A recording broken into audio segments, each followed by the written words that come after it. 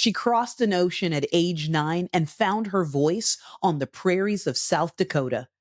Now, Abiah George is a TEDx speaker, leadercast, keynoter, and future immigration attorney, rewriting the playbook before age 25. In this episode, we dig into the grit behind her rise, the courage it takes to tell your story before the system is ready to hear it, and how vulnerability can become a policy shifting superpower.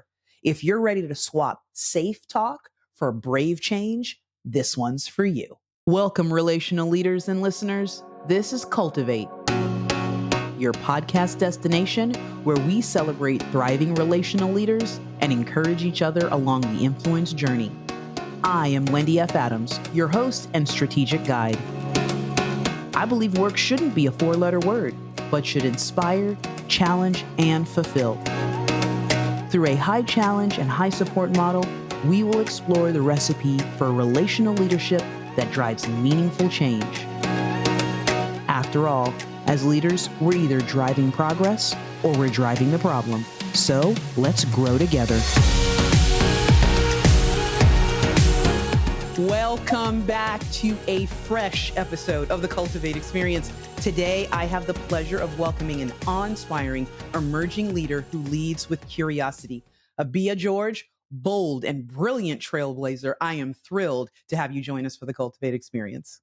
Thank you. I'm excited to be here. Well, the audience does not know what they are truly in store for, and we will waste no time jumping in and sharing. Abiah, you and I had the opportunity to meet just a few months ago. I had no idea what I was really stepping into, but I think you had a greater idea of the impact that you were going to have. As I was visiting with family and stepping into a very intentional space in Aberdeen, South Dakota, I recommend everyone visit Aberdeen. And they were hosting their local chamber leadercast. And I jumped in to have that opportunity. But what I did not realize is beyond the national scope was that there was a local emerging leader who was going to blow my mind as their keynote. And that was you. Every leader has a why. And you shared some powerful, impactful statements about your why. One of those was a memory about your earliest years as an immigrant to this country. Can you take us back to one of those defining moments when you realized your story was deeply different from those of your peers? Yeah, so I think whenever I'm asked that question, the first instance that I think about is when I was standing in that line at JFK. I knew Mm, that as soon as I saw on that paper alien that there was something different about me, that there was always going to be a part of me that won't fully belong in America. mm, So that was definitely that first hit of, okay, maybe this isn't your home, or maybe this new place that you were so excited to come to, maybe it's not everything that you had hoped and thought it would be. So that was like my first reality checkpoint. And it was that first hit of, all the dreams that I had for America might be a little more harder to get than I initially thought. So at the young age of 9 years old, I felt that hit. Well, and I appreciate you bringing us right back there because I can't obviously empathize. I wasn't there. I don't carry that title. I've never carried Mhm. that title. But boy, when you say those words, and then we realize how powerful words truly are. At 9, you're like, maybe this American dream looks a little bit different. So I appreciate you saying how impactful that was.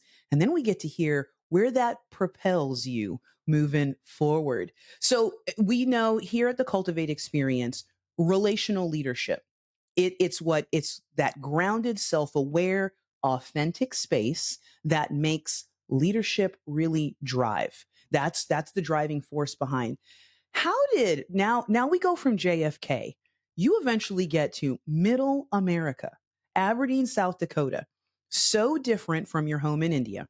How did that shape your understanding of identity, belonging, and yes, resilience when you moved to a place where not many look like you? I think it truly comes down to community for me.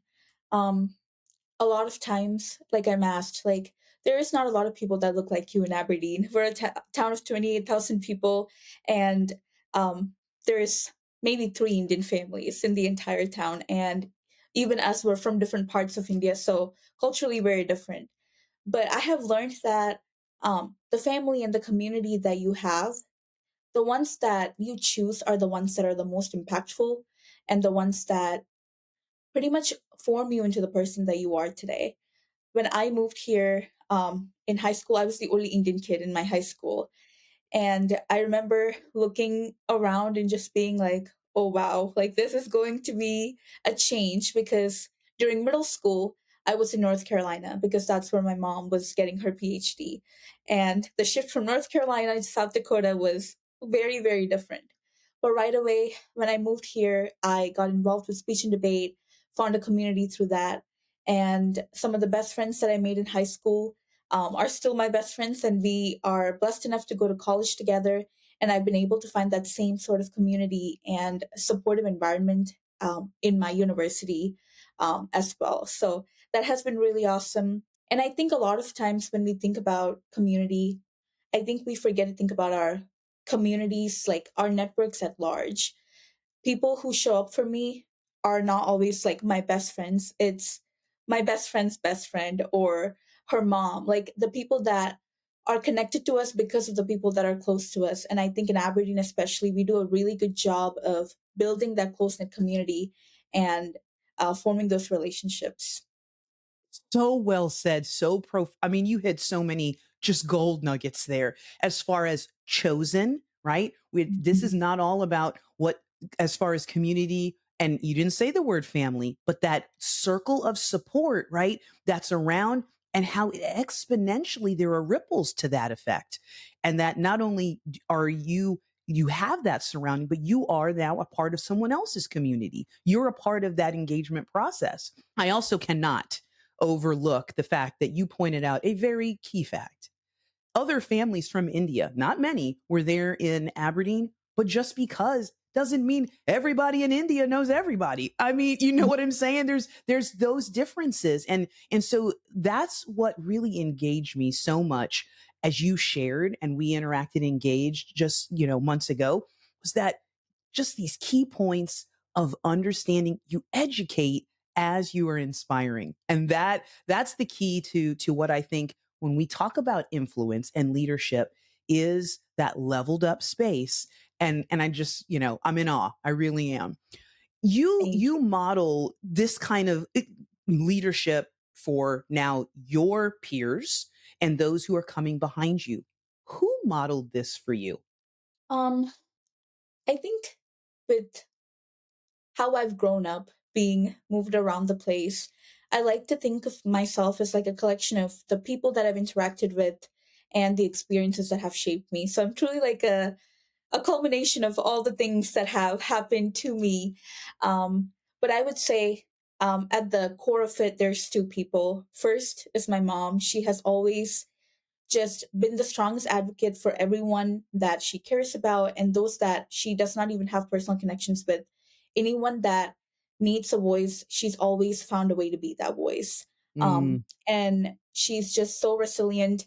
Moving to an entirely different country, an entirely different continent at the age of close to 40 is not something I don't think I would have in me to do. But she did that with two kids and built a whole new life for herself. So definitely someone that never ceases to amaze me. Like she knows how to lead. She knows how to lead from the heart, and she knows how to ensure the people around her knows that they are loved and cared for. So she's definitely the core part of it. But that second person was my speech and debate coach from high school. So clearly he came later in my life. I was about 14 when I met him.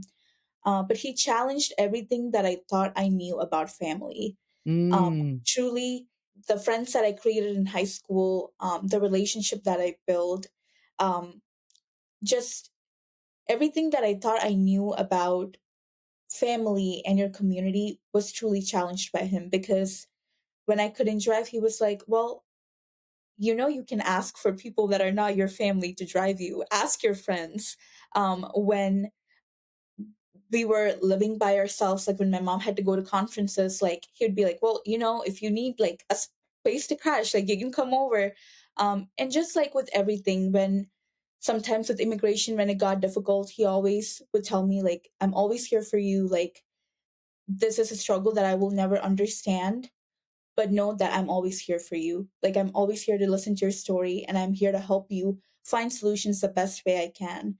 And whenever I had the opportunity to meet with legislators or opportunities that I would always shy away from because I was a little scared at first to talk about my story, he always told me that no, like, your story is important and it's worth sharing.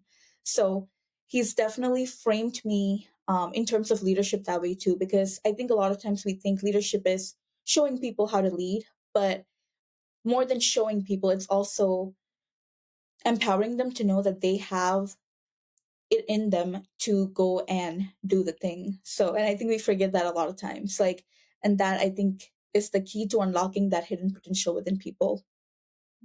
I mean, we could stop right there. I mean, that's absolutely, you just encompassed what we talk about in that relational leadership space. Like you said, that empowerment that you've got to be able to see it and own it when somebody's speaking that over you. And I love how you took the picture of nature. This is who you are and wired. Nurture those who are speaking it. Go, mom, right? Like, absolutely. You watch her walk out and go, what is she doing? And we're doing this. And so she's emulating that for you. We go back to the where you started, that this dream, this American dream, this title of alien was going to make it so much more difficult then, and not the but now you're meeting someone who, well, difficult, yes, but not impossible. And maybe there is that dream component that's still there. I don't know. This person is not a part of my family. We certainly don't look alike. There's no reason for him to take such a vested interest, and he does. And that is, that's a part of what this dream can look like.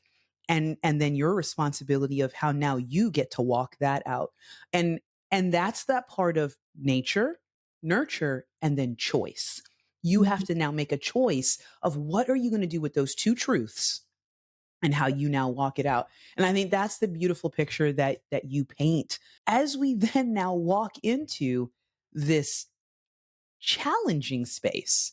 And Mm-hmm. and for so many, like you said, you were a little uneasy maybe about telling your story because, well, Mm-hmm. how does it make someone else feel on the other side to hear, this isn't as pretty as, Mm-hmm. but your spark can change. So for many young leaders passionate about justice, and we know that is very true, but not many as committed to actually studying and shaping policy the way you're looking to walk that out.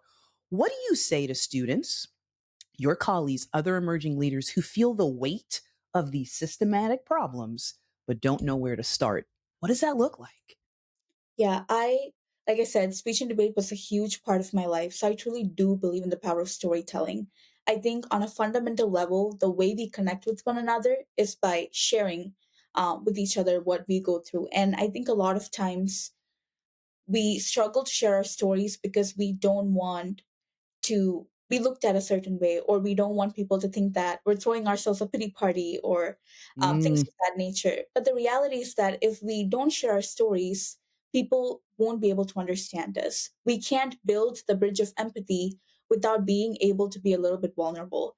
And I've learned that the most powerful way to have people from both ends of the spectrum come together to create change is by everyone at some point will agree or will share the same grief with you at some point of your journey. They might not agree with all of it, but there will certainly be a part of your life that they will agree to and they can see themselves in and see a mirror of their own life in. So by sharing that, we're able to bridge that gap and create a path where we're able to see eye to eye on aspects of the issue, and then those little building blocks can create those lasting changes. You just defined vulnerability, a word that we tend to shy away from and look at as weakness, and you gave it power, superpower. When you just painted it as a picture of this bridge of how we can truly hear from one another, collaborate, and find those places and spaces where we actually do have in common and not just settle in on the things that we see differently. I love that because we talk about authenticity and vulnerability in our leadership. And then we have the most difficult time as leaders actually walking that out because wait, what are they going to think? I don't have it all together. We don't have it all together. But what does that do for connecting with those that we are influencing who are looking in to say, wow, she's human as Mhm. human as I am. And now I can say, I'm struggling. I need help in, right? And open up Mhm. those doors. And of course, my world is all surrounded in storytelling. So again, another connecting point for you and I, right? Your TED Talk, which again, just was blown away. I'm like, yes, of course she had a TED Talk. And what you shared with the keynote at LeaderCast, they both reveal that you are not just a law student or someone who is going to study policy. You are that storyteller. And you touched on some of it, why storytelling is so central to your leadership. How have you found that to actually speak into the space that you're really trying to make change and add in your advocacy for change? How is that playing a part? Yeah. So in terms of my advocacy, in high school, when I started first working with the group Improve the Dream, the nonprofit that works for children of long term visa holders like me, um, their big platform is on sharing the story, like the authentic stories of the Mm, kids that are affected. We're brought here at a young age, and then we're pretty much told, go back to your home. But America is our home. This is the place that we call home. This is the country that we want to contribute to and continue living in because this is where our families are. This is where our chosen family is. This is our home. So they really do a great job, like you said, through storytelling to cast the light on this nightmare that we go through. That's what really started it for me. So I used my platform in speech and debate to share my story. Then, when legislators would visit my school campus, I would tell them, speak to them about my story. And then, now that I'm in college and the bill relating to our immigration status, I believe it dropped yesterday on the floor. So, just having the conversations to my local legislators and the ones that are on the federal level and sharing with their staff like what this means and how it impacts someone in South Dakota, I think has been meaningful. um, I mean, it's not a change that's going to or like overnight happen overnight. Like they're not going to sponsor a bill or sign on to it just because I share my story. But now they know that there is someone in their local area who struggles with that, and they know that this is an issue that's not something that happens in like the big cities. It's something that affects rural America as well. So definitely, in terms of advocacy, like sharing my story has been the most pivotal part of it until now. But now that I've gotten into law school, I'm hoping in the next 3 years while I'm in law school, maybe going directly, having that presence in whether it through be through research or just creating a platform for others to engage with this issue. I think will be interesting to see how that plays out. And then once I get my lawyer job, maybe looking into doing some pro bono work for individuals who are in the same boat because immigration is a very expensive process. It takes years, and all those years, a lot of times, most people need access to people who have studied the law because it is a complex process. So maybe paying it back through there, and then eventually down the line, working on some reform, helping rewrite some policy. That's the end goal. well, just that small goal. I love it. First of all, we're not going to breeze by. Congratulations, Thank law you. school, right? That's not a small task. And again, continuing to write your ongoing story as far as that dream, right?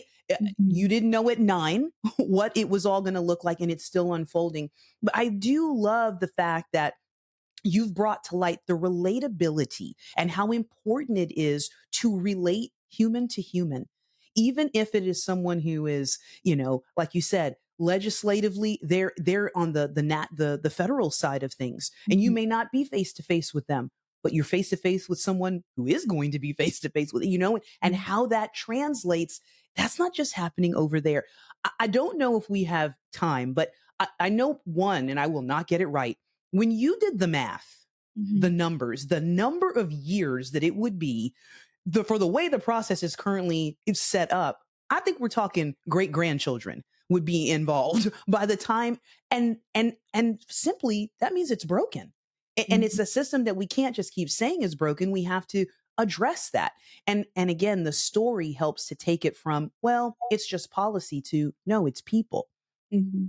You mentioned being resident to the fact of stepping in and telling your story in the beginning. That was a risky place. You felt vulnerable. You allowed yourself to be vulnerable.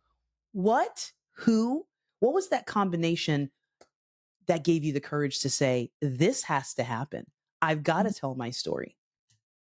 Yeah, for sure. And the numbers, it's Cato Institute. So it's I didn't have to do the numbers because thankfully they had it done for me, but it's 89 years for someone of Indian origin to get their green card. That's their average wait. So we're talking like I'm going to be 119 years old when I get my citizenship after the long wait. But I think what empowered me to share my story was I remember for the longest time I wanted to be a doctor. That was my dream. That's what I wanted to be. But I was looking at medical schools, and almost every medical school, including the University of South Dakota School of Medicine, the first requirement was to be a US citizen or permanent Mm, resident. So right away, like the dream that I had since I was probably about 3 years old, I still remember like playing with my Barbies and role playing as a doctor. um that was crashed, right? Like I knew mm, that it wasn't something that I could pursue given my reality of my immigration status. I knew I was going to be an international student at some point, and it was just not a path that was feasible for me. And even with law school, there's a lot of restrictions and a lot of um barriers in terms of me being able to go through law school, but it's going to be easier than going into medicine. So that was the first time I thought to myself, like, wow, this is a reality that mm, 250,000 children are facing. I'm certain there is more than just me who have had to have sacrificed their dreams, their dream careers because of their immigration status. And there are 10,000s every single year that face the reality of being forced to leave this country too. So then it really put it into perspective for me. Like I don't have the opportunity to stay silent because doing that would be an injustice, not to myself, but also to those 250,000 individuals who will go through this exact same thing, and the kids that are going to come and enter into the system the same way I was. So I knew that I had to do it. And then coming from South Dakota, it's hard to have conversations surrounding immigration. And the first time I spoke out about it was on the speech and debate mm. circuit in our state. So I sat down with my coach and I told him, "This is something I'm super passionate about. What can we do?" And he said, "Abiah George, this is a hard topic. And you know what? You might not win all the trophies and get all the state titles that you want, but this is your story. And if anyone is going to do justice for the story, it's going to be you." And I was like, that's all I needed to hear. And then there was ballots that was not the kindest. There were judges who did not like my speech, and that was okay because every time I was upset about like getting a lower rank or a judge telling me like, "Oh, this is too niche," or maybe don't talk about this in South Dakota, my coach would remind me, you didn't do the speech to win rounds or win a trophy. You wanted to give the speech because you wanted people to know what happens. You wanted people to know the human cost of our unbelievably broken immigration laws. And honestly, that's what made me pursue it and keep on going with it because that's true. Like it's worth worth it to me to share my story more than just people thinking of me a certain way or people telling me that, oh, like maybe don't talk about this here. So yeah. Well, and I have to say that your courage, kudos to your coach, but I've got to believe your courage inspired his courage Hmm. to say do this because again, he's your coach. There's a team, right? And so this is going to affect more than the ripple effect to say, hey, we're going to be courageous in this because I'm sure there's a tap on the shoulder. What are you doing? Right. Mm. And so you've been inspiring that way. And then I think about what the future holds, clients that you're going to work with, those that you're going to impact, because you say it's not just about the win. It's about furthering and educating a cause, and that we need to really have fresh eyes on. There's some hard truths, right? Coaches or judges saying to you, hey, I don't, ranking you down. This isn't Mhm. the best. Don't do. You've had to confront, I'm sure, some hard things in yourself. We talk about the Barbies, and you realize where there's not going to be, MD after my name based on this criteria alone. What other spaces have you really sat in and had to really confront in some hard truths about this journey? And how has that actually impacted the way you lead? I think the most important thing that has framed me, like in how I live, is I know that for me, like nothing is guaranteed. There is no Mm, guarantee that my visa will be renewed when I apply for law school. There is no guarantee that I will get a sponsorship for a work visa or H-1B visa come I complete law school. So there's a lot of uncertainties for me, and I don't know. Like, if my visa is rejected, I do have to what they call self-deport back to my country within 30 days. So it's always been ingrained into me that tomorrow is not promised. Like, you don't know where your life is going to be. You don't know the people that you interact with. Like, if you will have the opportunity to have that meal with your friends again next week. So it has always been very important to me that I stay grateful for all the opportunities that I have and make the most out of them. And I think that has framed me into the leader I am today, because I always talk about how we always have to every day, like, have to leave the day better than you found it. Find, like, leave this world better than you found it is something that I've always lived by. Like, because you don't know when your last day is. You don't know whether it be like with immigration or just life in general, right? Like, you don't know. There's so much uncertainty. So when you're given that opportunity, use it to your best ability. Like, do not diminish your light and your potential, and maximize it, and capitalize on it, because not everyone gets that opportunity. Abiah George, you are crushing life and lifting us up. We started this in the green room, and you said and I asked the question, how's the summer been? And you were like, not the best, but Yeah. the fall's going to be great. And just that outlook. I mean, you are absolutely correct. Whether we're talking about immigration, work, the education, we're not guaranteed. But you do have what's right in front of you, Mhm. the opportunities and the people.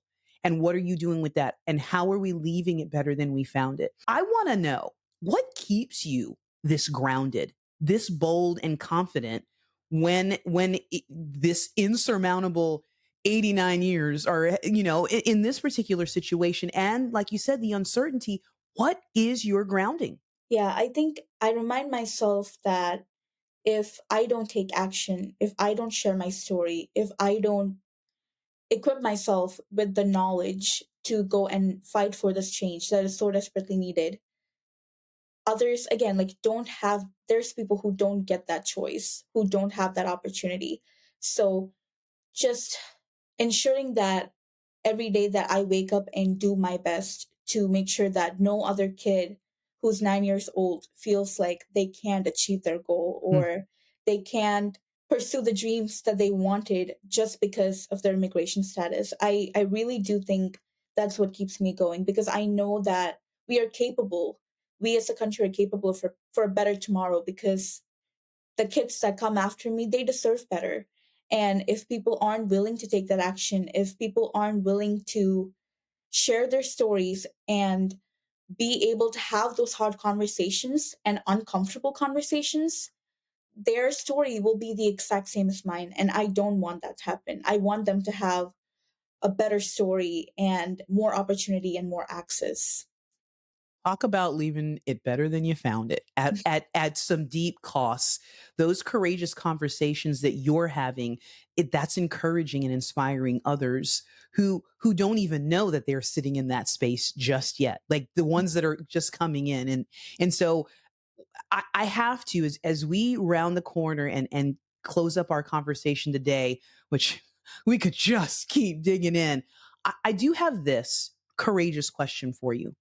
If you could sit across and pick the policymaker today and say just one thing on behalf of families, individuals who are sitting in your space, what would you say? Yeah, I think what I would say is that a lot of times we are told, well, do everything the right way and everything will be okay. And the 250,000 kids that live in this dilemma, we are living proof that that's a myth. That's a fake, a false promise that we are making, because it's not okay. 89 years waiting to have some Mm, form of residency in a country, that's not the dream that we're promised, right? Like the mm, very fabric of America is the American promise, and we're making it unattainable. And these are American children, like these are American stories, American potential that we are missing out on because we are so slow to change our system. The more time we wait, the more talent that we are losing, the more mm. fiscally we are losing so much money by not fixing our immigration system and the archaic laws that we have. And we're just losing Americans. These kids, they've grown up here. We've poured into them with educating them, and they are Mm. integral to our communities. And now they're forced to leave to places that they don't know, to countries where they don't know the culture, they don't know the language, they probably don't even have family remaining there anymore. So these are American kids that we are losing, and it's high time we take accountability for that and make it better and change the laws so America truly reflects the promise that it promised us when we came here. Well, it doesn't get any clearer than that. I can't thank you enough for bringing such an insightful, courageous, open conversation, being so vulnerable with your story, but encouraging that it doesn't end here. We're not done, and it is us doing together. I always love to be able to wrap up the show, the episode with a guest. We've gone some deep routes to give a little Mm-hmm. behind the scenes Mm-hmm. to the audience of who Abiah George is outside of the classroom or Mm-hmm. soon to be the courthouse, with a few just fun questions. Yeah. What's your favorite way to refill Mm-hmm. your cup with that chosen family, those friends, after a long day or a long week? What does that look like? Even last night I did this. I love going on long drives with people that I love. There is something so healing about just driving your car for a long time, blasting music that you both know the lyrics to and you sing very poorly, but you do it together. There's something healing about that, and I really enjoy doing that. And going on walks. I love going on walks, like long walks, just me by myself with my AirPods in, listening to some good music and just walking. I love that. So Well, I love that. And I can say for personal experience, there's a lot of long driving that happens when you're in that neck of the woods. yeah. So I can appreciate that. Okay, so you talked about having playlists, you're listening to things. What's one song that always gets you fired up before it's time for a big moment? What if not song, genre of music? Give it to us. Unstoppable by Sia. It's the song that I listen to before every speaking event that I do. I have Sia on blast. Before my state final round, I played her so hard. It was so loud. Everyone in my team knew that we were playing Sia. So yeah. I love it. I love it. And this is a twist on a question that I ask every episode, but I want to give a little twist on it. Instead of your favorite flavor of ice cream, if Mhm. your leadership style had a flavor of ice cream, what would it be and why? Ooh, I have to think about this one. I know, right? I'm throwing it at you. I know, Ooh, no warning, but I think I know my maybe. answer, I think. Uh, I think it's a banana split because when you think about it, in order for the flavor profile to work, all parts have to be in cohesion and you have to empower all parts to function together. If there's one part that's falling behind, it doesn't taste good. So, yeah, it, a banana Fantastic. I knew if someone could pull that off without any prep, it'd be split. you. I love it. Well, the audience knows this one's going to come back up and you set a high standard. Finally, fill in this blank for me. Okay, I cultivate for good by doing what? sharing my story. Absolutely. Absolutely. Nothing else has as much impact as what you have done, what you are doing, and I know what you'll continue to do with the story that you're sharing. Abiah, you brought depth, courage, great heart to this conversation. I knew it would. I can't thank you enough for letting us see the drive behind your leadership and sparking new ways for us to think about change. It's been such a joy to share this space with you. No, thank you so much for the opportunity. Well, we look forward to hearing more of your story and where we go from here. Cultivate collaborators. That's a wrap today. But remember, it's never over because each of us brings our own special flavor to the mix of relational leadership. So until next time, let's keep stirring things up. Let's keep making an impact and keep being better together. Thanks, everyone. Before we sign off today, I want to send out huge appreciation to our listeners for tuning in. I hope you felt seen, heard, and inspired to level up your own leadership journey. Don't forget to like and subscribe so you don't miss future episodes. And if you're ready to level up your leadership, connect with me at cultivateforgood.com. That's cultivate, FOR, good.com.